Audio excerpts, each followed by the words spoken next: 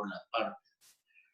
Es decir, hay normas del derecho internacional que se aplican imperativamente dentro del país, aún por sobre la voluntad de los ciudadanos. Normalmente, imagínense que Argentina no podría decir, bueno, yo firmo un tratado, pero después no lo aplico porque no me gusta. Cuando veamos la unidad 4, derecho, habla de los derechos personalísimos, casi todos surgidos de tratados internacionales. Imagínense que dentro de todos los pactos que firmó Argentina, hay uno que es el Pacto de Viena, firmado en 1961, que el Pacto de Viena lo que decía era que los países suscriptores de este Pacto de Viena, a través de este, se comprometían a cumplir los anteriores. Firmamos un tratado y después tengo que firmar otro donde nos comprometemos a cumplir lo que firmamos primero. Para que tengan idea de cómo estos derechos humanos son imperativos dentro de nuestro país, felizmente, ¿no? Porque si no, mañana cualquier legislador o cualquier presidente o presidenta, como le gusta a alguno, puede decir, no, este tratado que habla de la no discriminación contra los rubios, no me gusta, los rubios los discriminamos porque dejamos sin efecto el tratado, ¿no? Porque eso no se puede porque son leyes imperativas y los países no están en condiciones de discutirlos y aplicarlos. No. Si lo suscribieron, tienen que cumplirlos y bajarlos a las legislaciones, tema que lo vamos a estudiar después cuando hablemos de la supranacionalidad de la ley. No nos vamos a adelantar más que eso. Ahora, hablamos de leyes imperativas y supletorias. Acuérdense, dentro de las leyes imperativas hay otra clasificación. Las leyes imperativas pueden a su vez dividirse en leyes preceptivas y prohibitivas. Es fácil, parece difícil. La preceptiva es la que ordena positivamente una conducta jurídica forzosa, una consecuencia jurídica forzosa, es decir, un accionar positivo. Impone determinados actos y prestaciones, por ejemplo, la obligación alimentaria entre parientes. Esta es preceptiva, da un precepto obligatorio, algo que hay que hacer. Mientras que la prohibitiva es la que prohíbe, es decir, nos obliga a una conducta omisiva, a una conducta negativa, no hacer tal cosa. Por ejemplo, la prohibición del matrimonio entre hermanos. Esta ley, en un lado dice que la ley, que los matrimonios solo deben ser entre personas que no son hermanos. No, lo que dice es, está prohibido el matrimonio entre hermanos. Es una norma prohibitiva, dentro de las que son obligatorias, porque dijimos que las imperativas eran obligatorias. No dice, la ley dice una conducta prohibitiva, no casarse entre hermanos. Y dentro de las leyes supletorias, aquellas que pueden ser dejadas de lado por las partes a contratar y establecer algo distinto, a lo cual después sí se abstienen como si fuera la ley misma, hay otra división que es la ley complementaria e interpretativa. ¿Qué significa la complementaria? Que suple la falta o carencia de una manifestación de la voluntad de las partes. Es decir, lo que yo le decía hoy, el título de modo contrario integrarlo del derecho es complementaria, porque como nosotros en nuestro contrato no dijimos nada respecto a cómo vamos a computar los plazos, se complementa con lo que dice el código. Pero hay veces que nosotros al hacer nuestro contrato no somos claros o se presta a dudas lo que hemos dispuesto entre ambos. Ahí aparece la segunda clasificación de la ley interpretativa, que es aquella que ayuda a interpretar lo que las partes quisieron decir. Más adelante vamos a estudiar cuáles son, cómo se aplica cómo se interpretan las normas, etcétera, etcétera. Entonces hablamos complementarias, que son las que complementan el silencio de las partes, e interpretativas, las que ayudan a interpretar de determinada manera lo que las partes dijeron de una manera confusa. ¿Y por qué esto? Porque si yo establezco con Juan una relación jurídica y no está claro, está confusa su reacción, ¿quién va a dirimir y en base a qué va a dirimir cómo interpretar esto?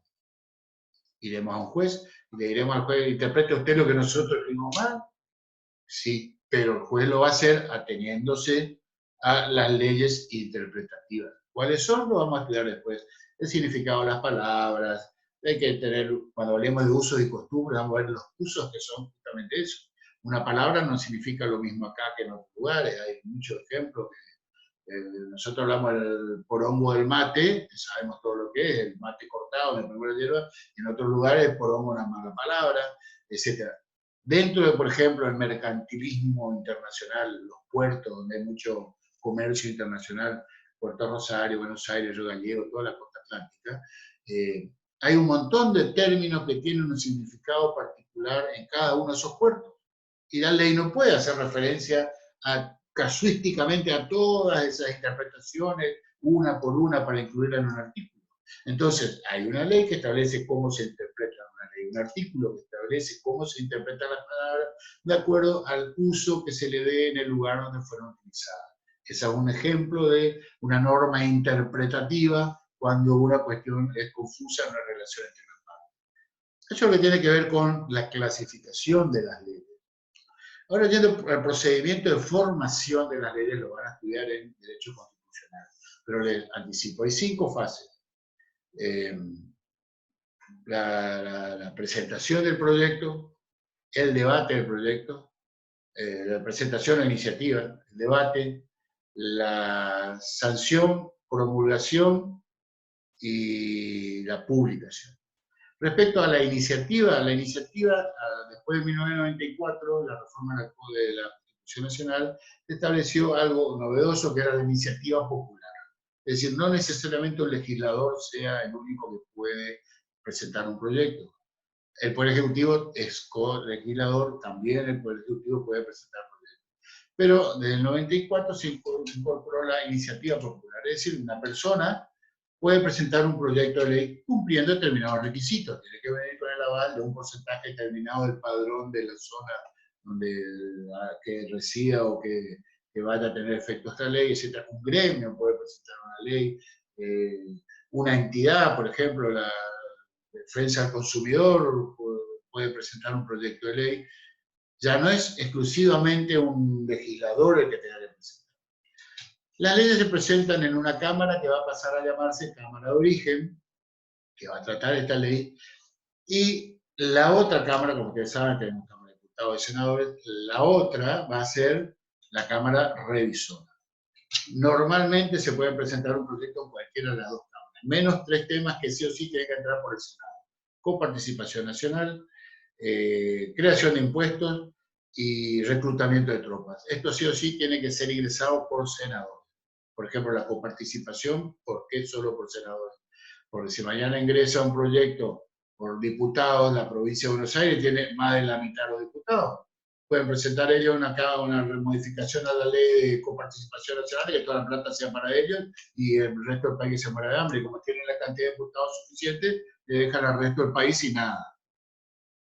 Por eso no entra la coparticipación por diputados, sino por senadores, donde la representación es 3 por provincia. Ahí no hay una diferencia de Buenos Aires y la provincia más chiquita, todos tienen 3.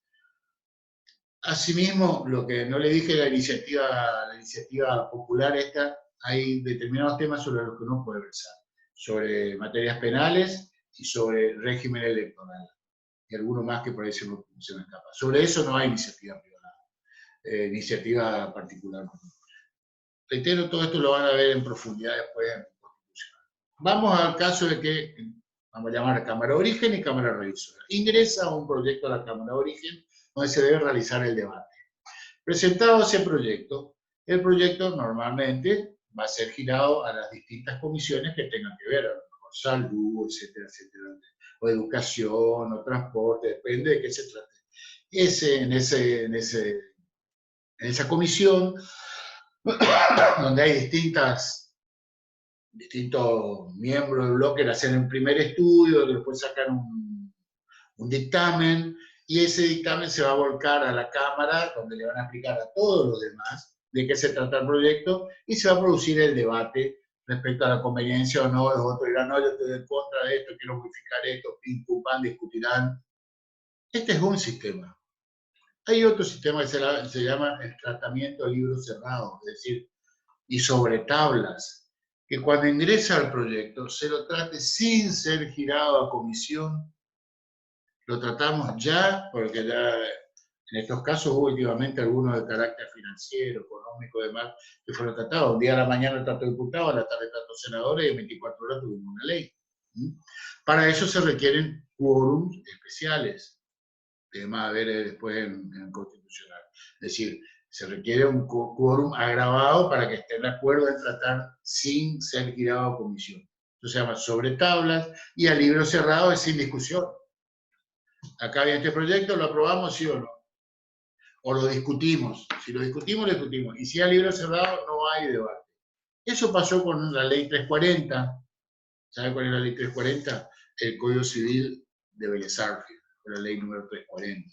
Que cuando fue enviada al Congreso de la Nación para su tratamiento, el presidente de aquel momento, Mitre, le dijo, por favor, trátenlo al libro cerrado, no discutan, porque ustedes nadie sabe nada más que Bellas Artes, y les van a querer controlar a Bellas Artes lo que él hizo.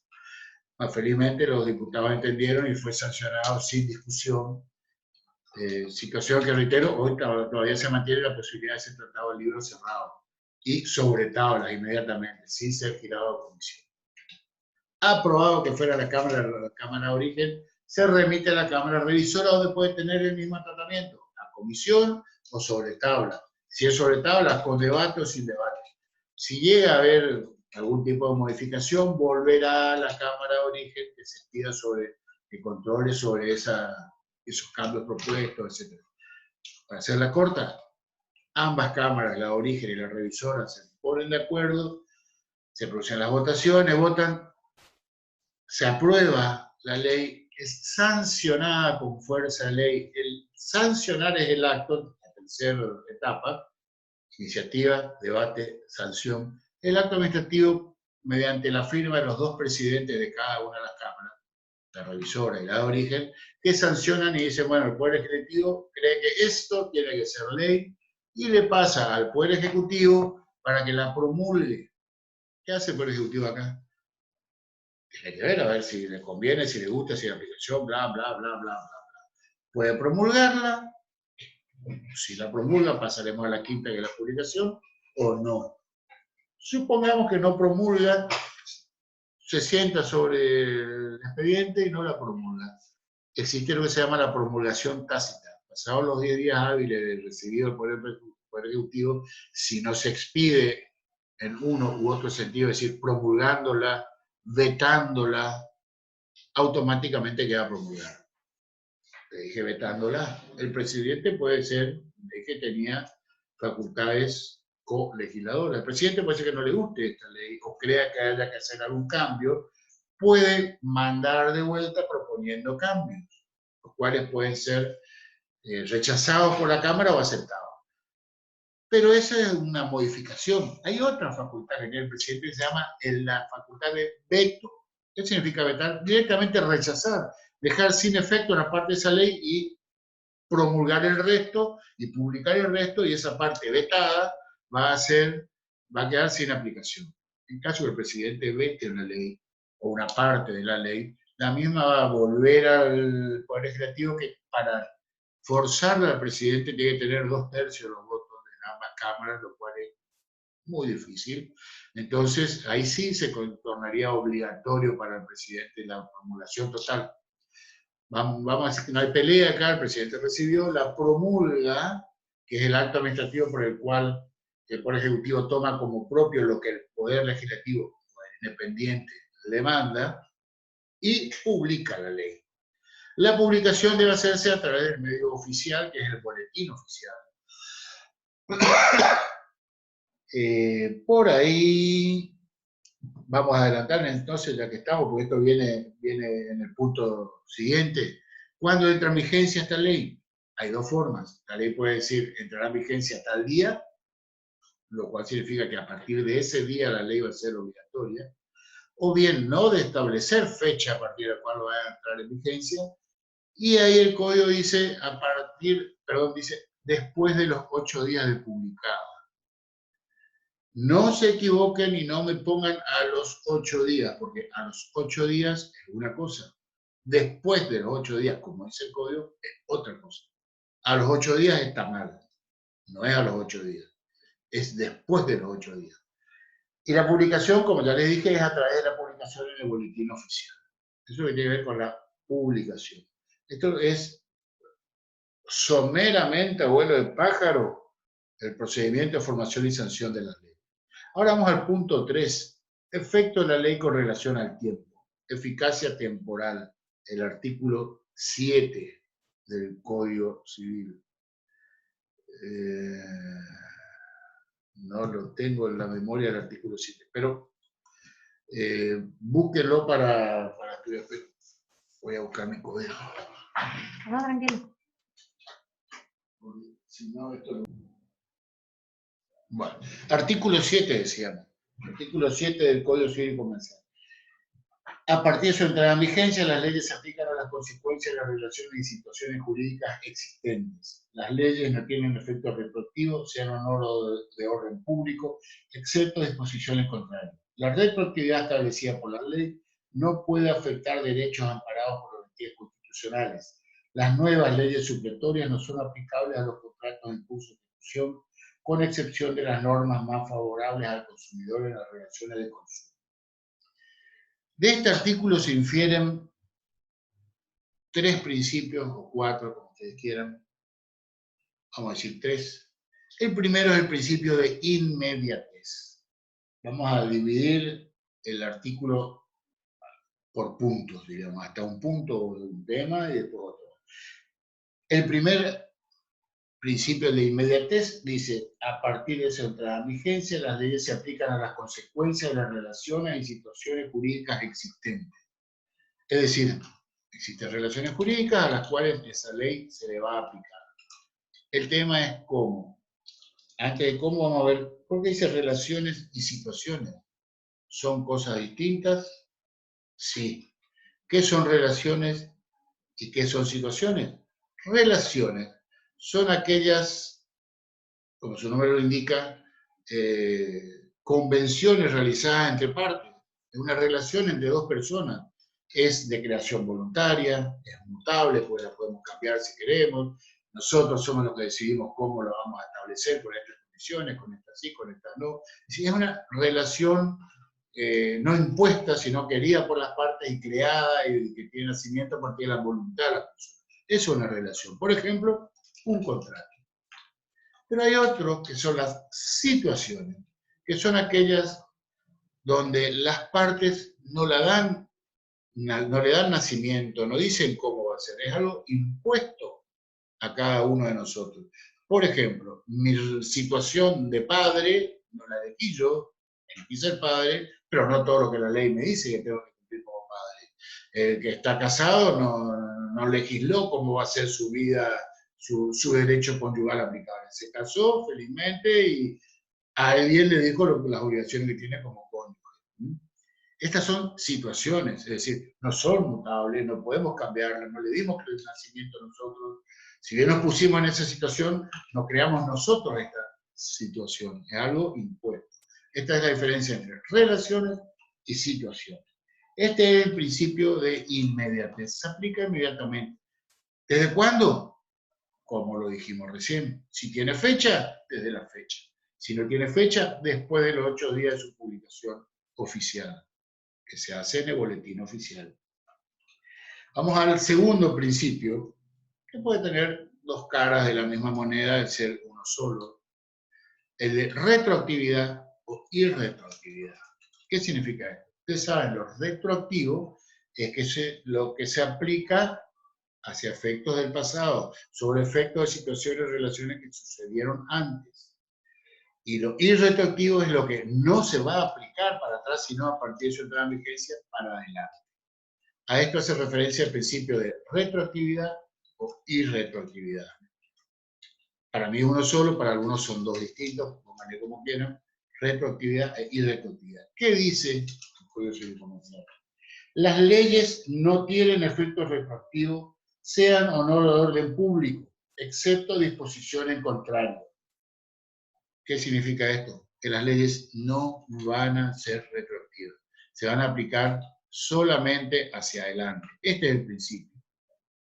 Hay excepciones, hay un principio y una excepción. La excepción que confirma la regla. La retroactividad establecida por la ley no puede afectar derechos amparados por garantías constitucionales. Esto significa que la ley que diga que será retroactiva podrá hacerlo porque la ley lo dice. Pero con una condición, tiene un límite. ¿Cuál es? No afectar principios constitucionales. Es decir, derechos amparados por garantías constitucionales no pueden verse afectados por una ley que actúe de manera retroactiva. Este es el límite a la retroactividad. El principio es que son irretroactivas. Pero en el caso en que la ley diga que va a ser retroactiva, tiene un límite. No afectar los derechos amparados por garantías constitucionales. Dijimos el principio de inmediatez, principio de irretroactividad o retroactividad, y el tercer principio es de ultraactividad. El de última ultraactividad dice, las nuevas leyes supletorias no son aplicables a los contratos en curso de ejecución. Esto significa, ¿se acuerdan lo que dijimos recién de las leyes supletorias? Bueno, las leyes supletorias son aquellas que van a actuar cuando las partes no digan nada al contrario. Por ejemplo, los modos de contar los intervalos de derecho en un contrato de alquiler que yo hice. ¿Por qué no se van a aplicar las nuevas leyes supletorias de los contratos en curso de ejecución? Porque cuando yo firmé mi contrato de locación o de alquiler, yo lo hice sin mencionar nada del modo de contar los intervalos de derecho, porque me estaba acogiendo a lo que el Código Civil Comercial decía. Si durante el curso de ejecución de ese contrato me van a querer cambiar esto que yo conocía, me van a estar afectando a lo mejor un interés en juego en ese contrato.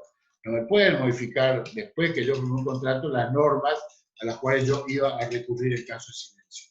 Por eso, este contrato va a permanecer con aquella ley vieja hasta que se termine. Ahora, terminado este contrato de alquiler, ahí ya tendré que firmar con las nuevas normas supletorias en vigencia. Por si no lo entendieron. Le doy otro ejemplo de lo que es la ultraactividad de la ley. Y acá le hago una aclaración porque a lo largo de varios años veo viendo un error común en los exámenes que sale de algún apunte de lo que ustedes estudian y que no deben estudiar porque están mal, muchos de ellos, y este es un error y lo sigo viendo hasta en las mesas libres.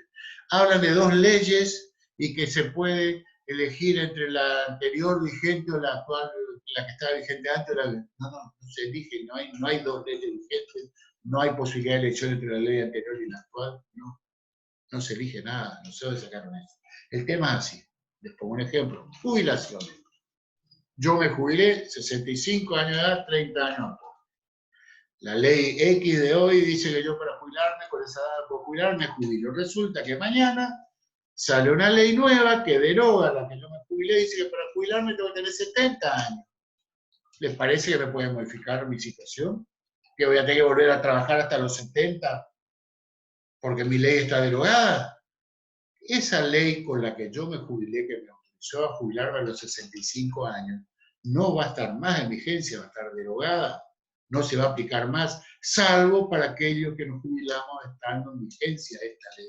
Esa ley va a ser ultra activa hasta que yo me muera. ¿Por qué ultra activa? Ultra significa más allá, es decir, va a tener actividad más allá de su vigencia, más allá de su vida. Va a seguir produciendo efectos en la relación jubilado-Estado, más allá de su vida. La ley fue derogada, no existe más, pero sus efectos se van a extender hasta que yo me muera. Es decir, si yo me quisiera jubilar pasado mañana, ya tendría que esperar hasta el 70, porque pasado mañana esta ley de 65 no va a existir más, existía la de 70. Pero como yo me jubilé con esta que decía 65, la derogaron, la mataron, la enterraron, sin embargo sus efectos se van a seguir produciendo en mí hasta que yo me muera. Esa ley va a ser ultra activa. Como ustedes ven, no hay dos leyes, una que yo puedo elegir cuál. No, nadie elige nada. A mí se me aplica la ley del momento que yo adquirí mi derecho. ¿Cuál es mi derecho? La jubilación. Es decir, un principio constitucional desde la jubilación, yo lo adquirí hoy a los 65 años. Mañana puede venir la ley y decir lo que quiera, no va a poder afectarme, ya no. Anda a trabajar 5 años más porque modificamos la ley. Eso se llama ultraactividad. Esta ley derogada va a seguir produciendo más allá, ultraactiva será, va a producir efectos más allá de su vigencia. ¿Quedó claro lo que es ultraactividad? Y no se le aplica a los contratos del curso de ejecución cuando se habla de leyes supletorias, porque yo integré mi voluntad hace 6 meses con un código civil y comercial conocido por mí que decía A. Si mañana modifican y me sacan la A y me ponen una B, no me pueden modificar el contrato que yo firmé hace 6 meses. Entonces, esa A va a seguir vigente hasta que termine mi contrato. Ahora, cuando termine mi contrato de alquiler y yo quiero hacer uno nuevo, ya tendré que cumplir con los requisitos de la ley nueva. Y por último, algo que incorporó este Código Civil Comercial que no decía Belezafre. Belezafre era todo similar a esto anteriormente. Pero este código moderno incorporó algo nuevo, y es la última partecita que dice, esto es lo que ya le leí, las nuevas leyes supletorias no son aplicables a los contratos en curso de ejecución. Acá viene lo nuevo. Con excepción de las normas más favorables al consumidor en las relaciones de consumo. Ahí sí se pueden aplicar retroactivamente. ¿Por qué? Porque no te perjudican, son más favorables al consumidor en las relaciones de consumo. El derecho del usuario, el derecho del consumidor, todos estos derechos modernos que adquieren vida propia hace unos añitos atrás, que Belezafre no tenía ni idea, obviamente, y todos los legisladores hasta el 2000 tampoco, porque recién de ahí en adelante comenzó a hablarse de derecho del usuario, derecho del consumidor, etc. Todo esto favorece al individuo, por eso sí podría ser aplicado de manera retroactiva, porque no está conculcando, no está perjudicando, no está afectando mi garantía constitucional. Supongamos que esta misma ley de jubilación eleva a 70 años de edad, dice, y además a todos los que ya son jubilados un 50% de aumento. No, ¿sabe qué? Yo el 50% no lo quiero porque yo me jubilé con la ley vieja. Como me favorece, ese porcentaje de aumento sí se me podrá aplicar porque no me perjudica, me favorece. Acuérdense que la ley está al servicio del hombre y siempre que lo favorezca y no lo perjudique, en principio podría ocuparse. En materia penal tenemos un caso que no quiero extenderme demasiado para no irme del tema, pero el tema de la ley penal más benigna, esa se puede aplicar retroactivamente cuando favorece a algún condenado a una ley penal más benigna. ¿Por qué? Porque no lo perjudica. Imagínense con más razones cuestiones civiles que son las nuestras. Pero eso lo van a ver, le dejo al doctor Pessoa.